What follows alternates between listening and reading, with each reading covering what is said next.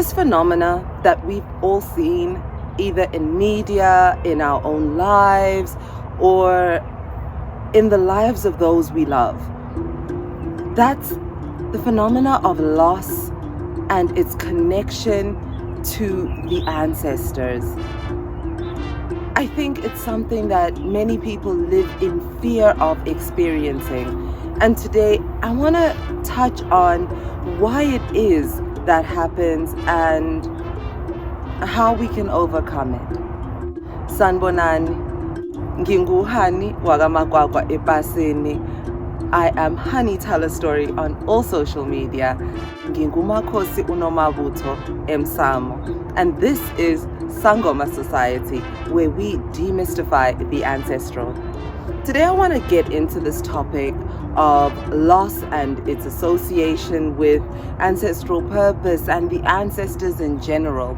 You know, we've seen it happen and play out in many, many different ways, and it can feel as though it makes absolutely no sense, or that it's just completely unfair of the ancestors to put us in these positions where we receive these enormous blessings and then they are taken away from us. It's like, what is the reason? Why does this happen?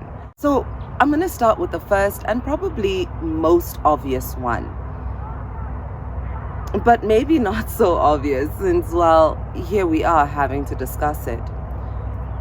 Often when the ancestors give us gifts or put us in certain positions, they do so because they have an intention and purpose for what they'd like for us to do with those gifts that they honor us with in our lives. So for instance, whether it's a position at work, whether it's a financial windfall, or just a status that you might enjoy in your community, no matter what the gift it is that is bestowed on you, the ancestors have a greater purpose for giving you that gift, for endowing your life with that gift, and it is connected to your soul's highest purpose.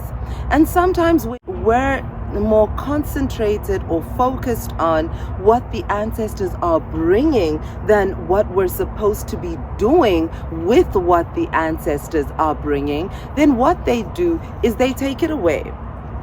And you know, it's not that they take it away in a vengeful way. They remove it from your life to give you an opportunity to regain focus, to better understand, to gain perspective. Do you understand? So this is why this happens. It's not just punishment. It's not just why uflata the camera yam.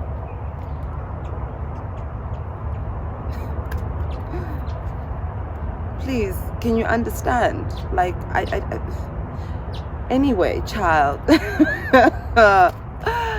The ancestors have their reason for giving you this gift, and it is for you to gain perspective and to gain understanding of what it is that you were supposed to bring to bring into this world with the gift that you were given by your ancestors. It's not the end goal. It is just a key to unlocking the door to your greater purpose. And if you're not clocking that, if the material is the goal in mind for you, then the ancestors may need to take that away.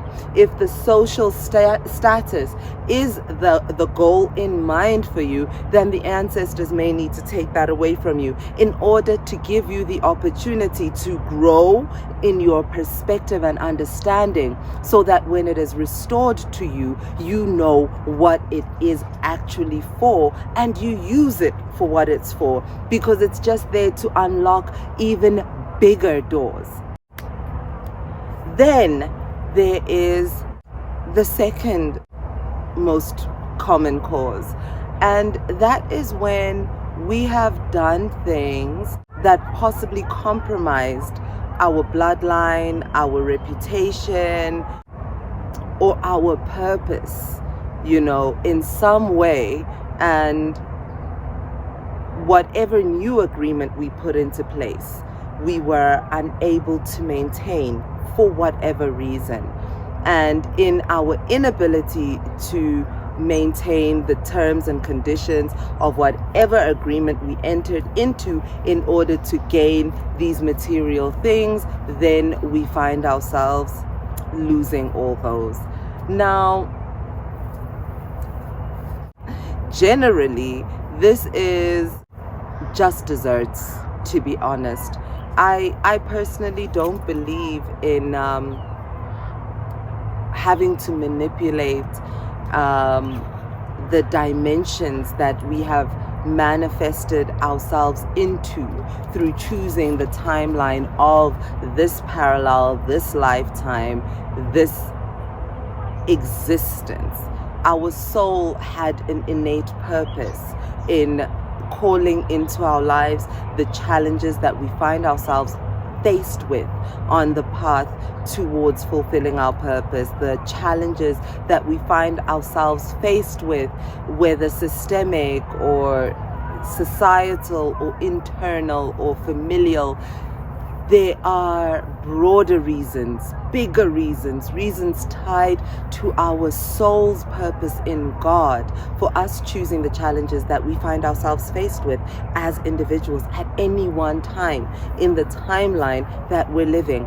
And we can access higher aspects of our incarnation, our higher self, in order to shift those timelines, in order to grow through the evolutions that we were seeking for our soul in this lifetime. And we can bring in our ancestors to do that and really take ourselves to a higher vibration, really take ourselves to a higher manifestation of what it is to be alive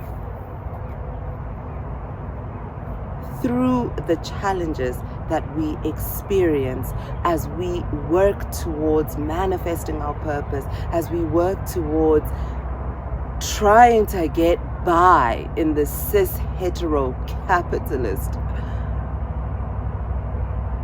I don't even know what to call it, but you know it, the thing that we're living in, right? We can choose that path. We can choose to do the work. We can choose to confront our shadows. We can choose to really, really seek the purpose of our ancestors in our lives and really, really seek our own purpose and really, really seek our purpose in God and find ourselves living a life that is filled with fulfillment and success and yes, challenges that force us to confront ourselves, confront our shadows, and really become who we set out to be in this lifetime. Or we can try to find a shortcut. And there are so many shortcuts on offer. And I hope that, when you take that shortcut, you know the pitfalls of that shortcut and you understand what it means for your bloodline, for those who come after you, and the maintenance of whatever shortcut it is that you choose, because it will come. That pitfall will come, and then you might blame the loss that you suffer as a result on your ancestors, or you might say, woe is me, but you chose a shortcut. So just deal with it. Face the truth. Face the consequences of the choices that you made. Okay? The last and most infrequent, but does happen, reason for why you might find yourself experiencing loss at the hands of the ancestors. So you didn't take a shortcut. And as far as you know, you have been using what the ancestors sent to you in the manner that they intended. I just want to revisit this for a short second. If you have an ancestral calling and then you're suffering loss and you haven't answered your calling, you're not using what the ancestors gave you for the purpose that they gave it to you for. If you know that there's somebody in your family who has an ancestral calling, maybe your close sister, your mother, your daughter, your son, your child, not yourself, are you sure? Okay. And they have an ancestral calling, but they've been struggling to answer that calling. They know everything about where they need to go, how they need to get there, everything except how they're going to pay for their way. And you are looking at yourself experiencing a financial loss after having seemingly been blessed by the ancestors.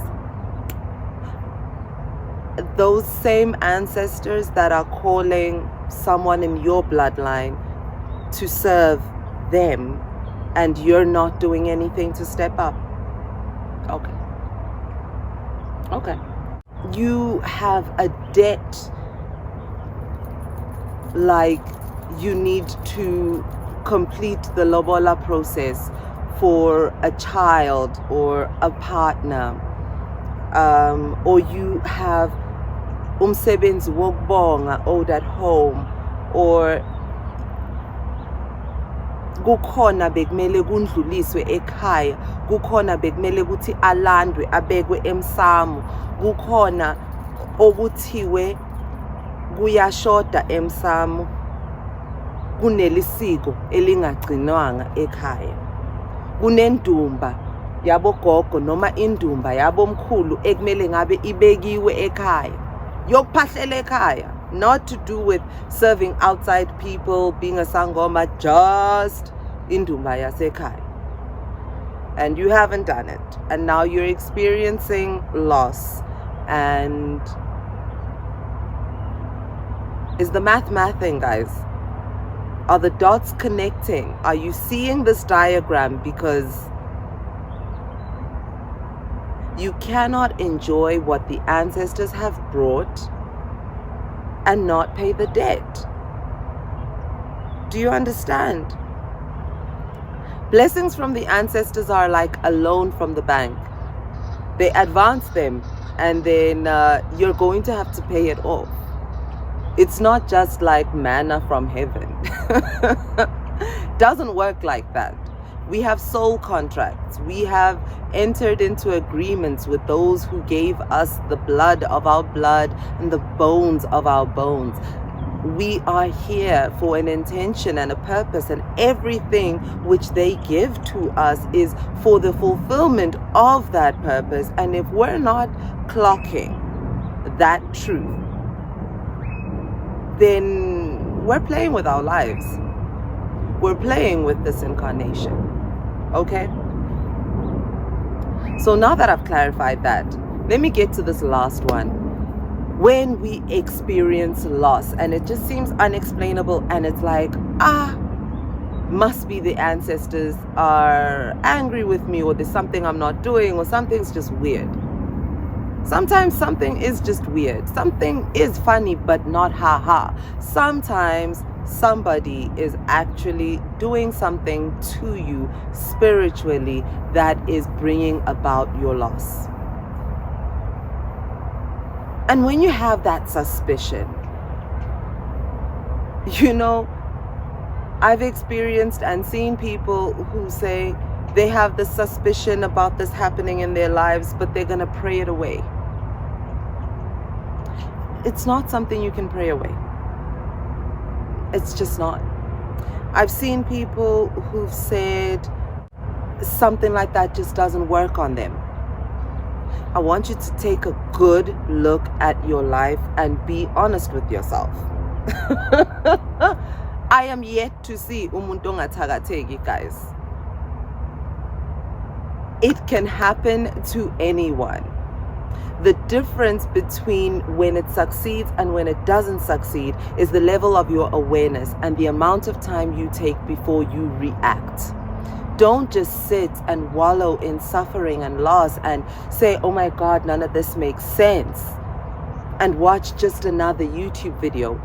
Go get help. Seek out a healer that you trust and look for an answer. And if the answer is one of the two that I've already mentioned and not this one that I'm explaining now, then take accountability for your life.